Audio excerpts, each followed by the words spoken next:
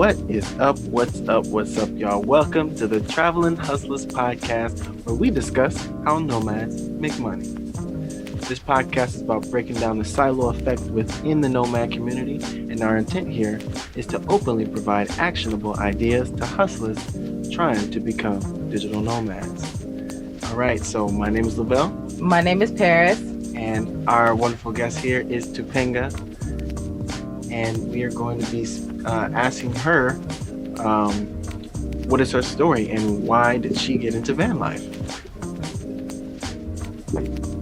Howdy, y'all. I'm Topanga. I go by myvan_mylife on social media. And the reason I got into van life is about a year ago. I graduated from the University of Nebraska-Lincoln, and I was supposed to go to Thailand to teach English. Unfortunately, with the pandemic, was unable to do that. So instead, I bought a van. I converted it in 2 months and hit the road. I'm originally from Nebraska, so I hit the road and have been on it ever since. Now it's been about a year. So yeah. Cool. Did you have family before you started this van life journey? Because I've never heard of anyone living from Nebraska that's done van life. I'm not saying my circle is huge, but my circle is pretty small. And so I'm just interested to know, how do you think of van life? I had a couple of friends that were interested in van life previously, but they had never really done it either. They had just kind of talked about it. I owned a camper previous, like a little pop-up 1970s camper. I really was kind of already minimalistic, eco-conscious, and just loved camping and traveling and always being on the go. So I kind of wanted to think of something unique for myself to do. And I kind of was like, okay, well, I feel like looking at all of these qualities put together, van life sounds like me. So I originally, when I came out, I had a job with a nonprofit organization, and I was a mentor and a tutor for middle school students. So that's originally what I came on the road doing, but that is not anywhere close to what I do now. Did you like that? Was that something that you were interested in, or it was just something that you was doing? So, I mean, I liked it. It was an opportunity that I had applied for, but it was more of a secondary opportunity. Definitely okay, cool. Was beautiful to get me out of the state, but they weren't necessarily happy at my nomadic lifestyle, even though it was remote. They made it very clear that they were uncomfortable with my lifestyle. And I just was like, okay, if I cannot fully be myself in this career, even as traveler, even as in a remote space, then I just don't think that this is the position for me. So I made the decision to part with that program. Wow, that's really interesting to hear that a program was into your life. I hear about people going through issues with their bosses, like through Facebook and their social medias, but for them to, actually not like your lifestyle, that's kind of weird. That's like invading privacy, I feel like. Yeah, I definitely had some issues with it. I felt that it was kind of discriminatory, but in all honesty, I just never pressed the issue with them because at the end of the day, I felt that it was a very good program for kids, and I really didn't want to take away any type of resources from that and focus from the kids, by trying to press the issue. So I was like, you know what? There are other people that are completely fit to do this, that want to do this, that are being accepted into this. This is for them. Like I said, I felt as though it served its purpose for me. And I have found other ways to be just as philanthropic and to give back to communities. So it was no harm, no foul for me.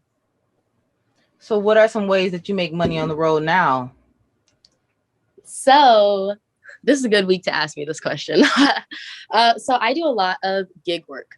One of my best friends is Craigslist. And a lot of people are like, oh my gosh, Craigslist. Right.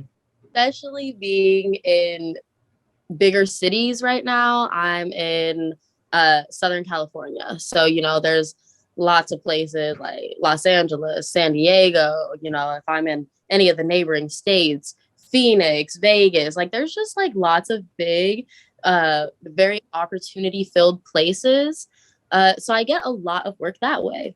For example, in this past week, some examples of gig work that I've had were babysitting a cat. So I cat sat for this person for 3 hours and was at the location. So I was in my van, cat sitting, and they wanted to do a meet and greet with people and their cat for their birthday. So something as odd and fun and kind of like, niche as that. I have done photography work where I've been a photographer. I've done modeling work. I just did modeling work with a clothing brand the other day. Today, I just did a cannabis photo shoot. Nice. I have been a cleaner. I have been a tutor and a mentor as well. Honestly, if there is something that I feel certified to do, I have done it. I am also a provisionally certified doula, so eventually that will become profitable for me. I work with a nonprofit organization back in my hometown where they pay me $1,000 per birth that I partake in, but they do not charge the community for that. So I really like programs that give back. Wow. Now you're a traveling hustler. You do it all. Like it's all about, how you could earn income to live in general. And I really like that. Thank you. So one of the things that we ask all of our guests here on the Travelin' Hustlers podcast is, when you moved into your van, what was your financial focus? Was it saving money, investing money, or making more money? So, yeah, one aspect that I chose van life for was the financial aspect. And for me, it was paring down, being able to save money and maybe not be spending it so much on things that maybe I considered frivolous, which a lot of people may not consider frivolous, like electricity and water. So I feel like it's really important to mention how much my bills cost. My bills are approximately $300 a month. So I was able to pare down quite a bit because in Nebraska, all of my bills a month were approximately $1,000. So, that's an $800 difference right there that I'm saving a month. Of course, the manner in which I'm bringing income in was very different as well. But yeah, so definitely to save. For example, being able to travel cross country to events such as the Black Nomadic Convention where we all met, going from California to Georgia and back in a van that's older than me. I drive a 1995 Ford Econoline 150. So, that can definitely add up. But being able to, just have any money that I'm accumulating past that $300, be able to go to gas wherever I want to go, I can do a lot. Now, how are you able to live off of $300? Like some people would say, like, oh my God, you have to live in a third world country to live like that. But $300 in America, even living in a van, that is pretty good. Now you got to tell us how you do that. So, okay, I feel like I have to talk about the cost of my van, like what transitioning costs me. It put me back about $9,000. That's $3,000 for the van, $3,000 for mechanical repairs to the van once I purchased it, and $3,000 in retrofitting it and doing, all the conversions that I did on the inside. So I would say I have a relatively simple build and a relatively cheap build. If you do the math, that's approximately $750 a month for rent for a year. So after a year of van life, the van has essentially paid for itself because, I'm not paying that amount in rent. And I had money saved up already to do this project. Money that I was going to use for Thailand that I ended up putting into this instead. So it just honestly really worked out in a way that I can only describe as divine timing for me to be able to have the financial resources to even do something like that. And so, yeah, the bills that I have that I pay, I'm fortunately young, so I'm still, on my parents' health insurance and things like that. Don't have to take care of that yet. So all I have is my car insurance, my phone bill, gas wherever I want to go. Wow. So that's the bill so low. I do not partake in any type of subscriptions. No things Netflix? Like TV. I am fully like submersed in nature. In the universe. I don't really subscribe to anything. And I feel like that's a big way I keep my life cheap. I create the things that I want and that I need, and anything else I learn how to do. Because there's a lot of things that you can subscribe to that's not really a subscription. Like I subscribe to I like this drink from the store. I like the watermelon evolution. Every time I go grocery shopping, I gotta get me either a watermelon, like an actual watermelon, or a watermelon drink. And there's quite a few other things that could slip in the cracks of a subscription, but not really a subscription. So that really, when you said that, I was like, well, Netflix, being our phone carriers give us a couple of things. We can, Netflix is one of them, right? Hulu and a couple, even though we don't have a TV in here. And I don't know, I don't watch it, but Paris watches it sometimes. Maybe we watch it together. But that's just the subscriptions. That's not the things that I subscribe to on a monthly basis. So just know it, for people who are listening, Topanga is like the, what do you say, the benchmark or the, I don't know how to say it. I would say the model of not having subscriptions. So just thinking about myself. So let me get off of that. Yeah, and also when you mentioned subscription, it made me think about Khadijah, because we just interviewed her the other day, and she mentioned like she opted out of rent, and that's a subscription that I opt out of as well. It's like that's too big of an expense that I don't really necessarily need. Mm-hmm.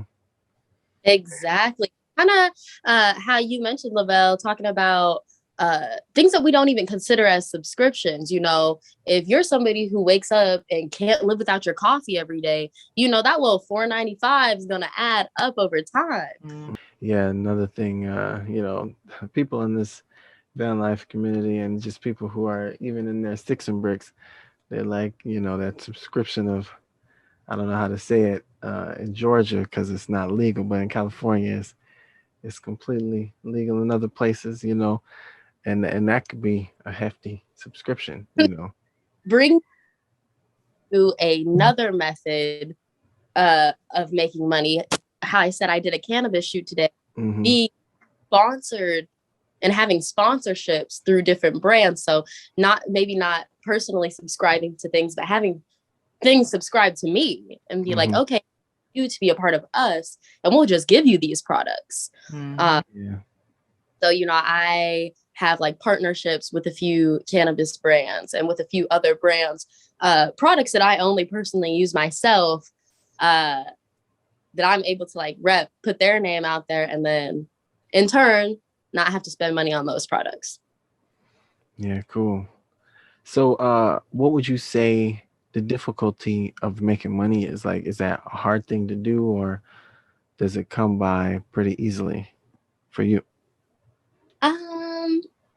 So I feel like I've been fortunate in a funny enough way to be in this position in the hardest time that it was going to be making money.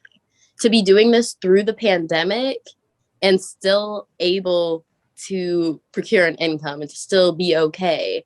Because now gig work is picking up like crazy. And I know that things aren't over yet, but it being summertime, being in these locations that I'm in, people need help. and I'm there to provide it. So for me, I feel like, the same way that a lot of van lifers chase the weather, I am able to go to the places that will attract the most opportunity. Never chasing, always attracting. Nice. Hey. Attracting. Okay. So how did the pandemic affect your van life? Because I know it affected your trip to overseas. How did it affect your van life? It started it, it was really the beginning of the thought process of that for me, because without the pandemic, I would not have a van. I would not be here. I would be in Thailand. So as much as I know that this has been a challenging time for people, it was a blessing in disguise for me. It helped me start what feels like the beginning of my life. Hey. We've got a couple experiences that could qualify as the beginning of my life, but it it was so significant choosing van life. It's just like living life and then van life, and that van life is like a new life. It's a whole new chapter. Not you can have chapters, but that's like I don't even know, life altering decision. Very much so. I feel like it's a life of service to yourself.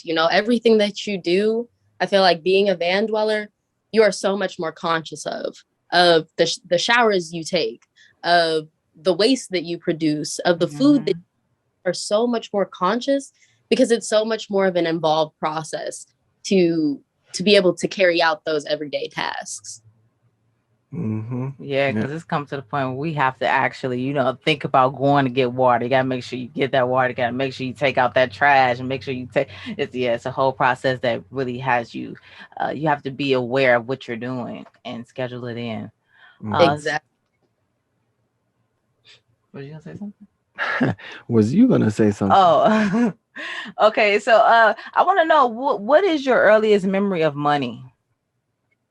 Oh, that's a good question. So I feel as though I developed a relationship with money very early in my life. I did not grow up in a wealthy environment. So when I was a child, I was raised by a single mom.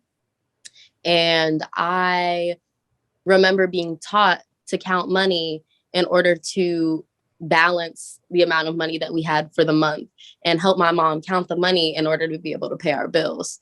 So I remember, I think I was probably 5, 6 years old, learning how to count this money, learning how to match it with the bills to know and make sure that we had enough, or to be able to balance it, to figure out, putting a little here, putting a little there. Yeah, 5, 6 years old. Wow, Okay, you cool. learned young. Yeah. So I would assume that your mother also had experience from maybe her mother or something like that, because back in when I was young, at 5 years old, I didn't even know what budgeting was. But I knew that I wanted some money. Yeah. My mom, she did the scribbling on the envelope method, basic math, and this is what we got and this is what we don't. And actually, that is exactly what we did before van life, but mainly what she did, because I didn't do any budgeting. And then, it just was like, wow, budgeting. It's either taught, you either got it or you don't.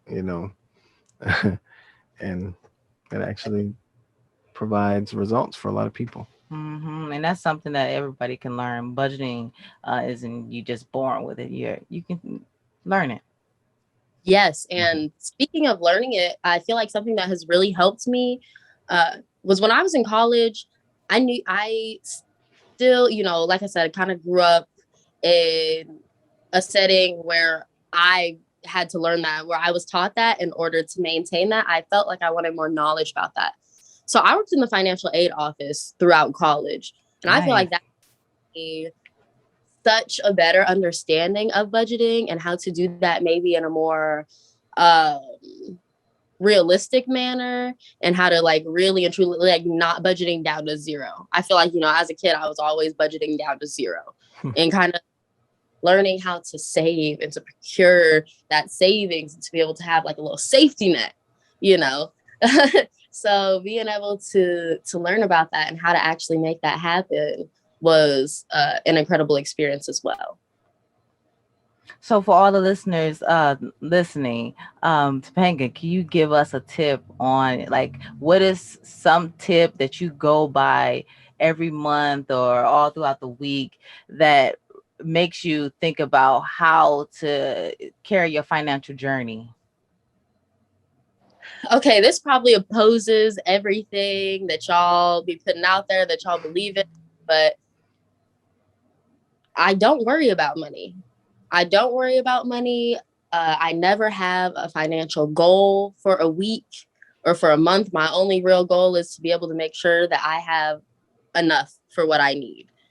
And the less that I worry about money, the more abundance I feel as though I truly attract in my life. Like every gig opportunity that I've had this week has turned into some type of long-term relationship with me and like a photographer, me and a business, me and a partner, where I am turning those gigs into consistent jobs and consistent work. Uh, so I say that to say, yeah, the less that you chase it, the more that you truly attract it. Because, to just give you an example of what this next month of my life looks like, I'm flying to Oklahoma to one of my best friend's weddings. I am driving up to the Pacific Northwest, up to Washington. Ooh. And then I will be taking a trip, also flying down to Mexico. I just forgot what part of Mexico that I'm going to. But yeah, so that's all within a month. Those things, they cost. Mm-hmm. But I'm able to generate enough to be able to go and do everything that I wanted to without having to tell myself no and without dipping below a point that I feel safe and comfortable. So but I mean, although you may not be, how do I say this? You may not, because it doesn't go against, it's a way of life, I would say, that you are, I wouldn't even say pursuing, but living. You have opened up to the life and you're aware of an opportunity when you see one. I would think based off what you're saying, and it doesn't have to be like pulling your hair out, trying to find jobs on, do the whole sending the resume thing and all of that, and then choosing not to stress. I mean, that right there lifts a big weight off of the shoulder, and it inhibits a lot of people from taking action. Just a lot of stress.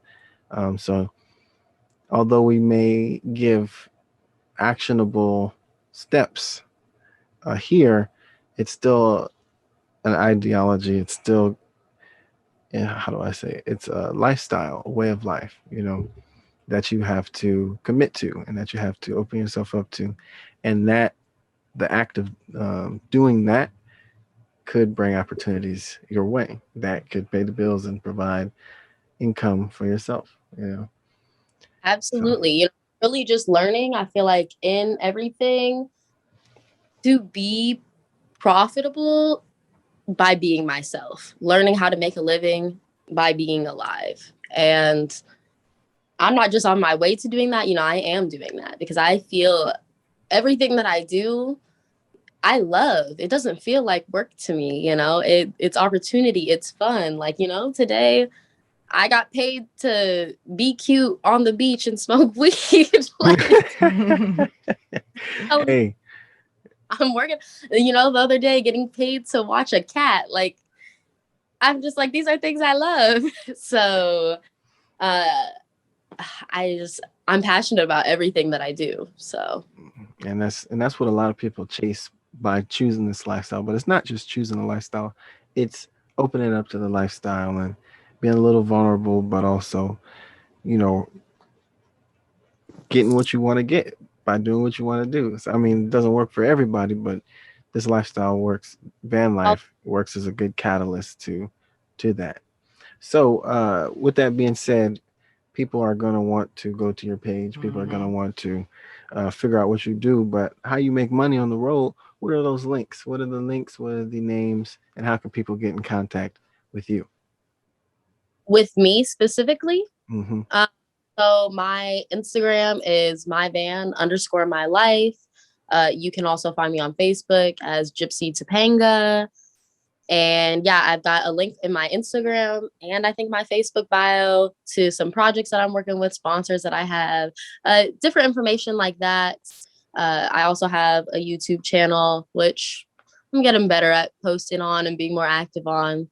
But specifically, kind of for the work that I do, Craigslist is a very good opportunity and way to do that. Facebook Marketplace actually offers jobs as well. And those are the two that I would say I use the most. So if you're ever, I would say check it out in your neighborhood, see what it's like, see, definitely find the most luck and opportunity in big cities. So yeah. Do you have a product or anything, or is there something specific that you want people to go to after they listen to this podcast? Yeah, so something that I'm actually also working on. So, I kind of try to be a little mini entrepreneur as well. I am starting to make different jewelry and things like that as well.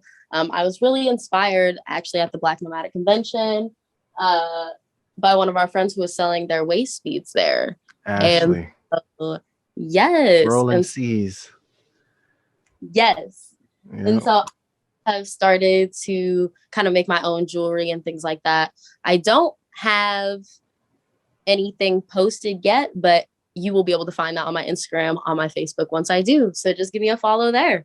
Yeah, because this is gonna go out in some time. We don't have a specific date, but by the time it comes out, you might have a fully fledged online store or whatever platform you're gonna be selling on. So thank you very much. It was a pleasure having you on the Travelin' Hustlers podcast. And yeah, thank you so much. Your story is what I was really interested in. Like, money is not, you don't stress about money. And I couldn't imagine not stressing about money. Well, I can't imagine. I'm going to get to that point one day. But your perspective on making money and doing jobs was really interesting to me. It's like the complete opposite for me. And I wish I had that in me, and I'm pretty sure other people wish they had that too. Yeah, it's like freedom, Having me on, and the biggest advice I can give is just, surrender to life. When you surrender to the flow of life, the beauty that it shows you is just absolutely incredible. All right, guys. So thank you very much for listening to the Travelin' Hustlers podcast, where we discuss how digital nomads make money. Just to remind y'all, this is about breaking down the silo effect, keeping all the juice for yourself, and it's about sharing it with the nomad community. We're here to provide actionable ideas to hustlers becoming digital nomads. So I want to ask you guys, what is your next move? What are you going to come and hit us up in the DM, talk about what you did after listening to this podcast? Peace out, y'all. Bye, y'all.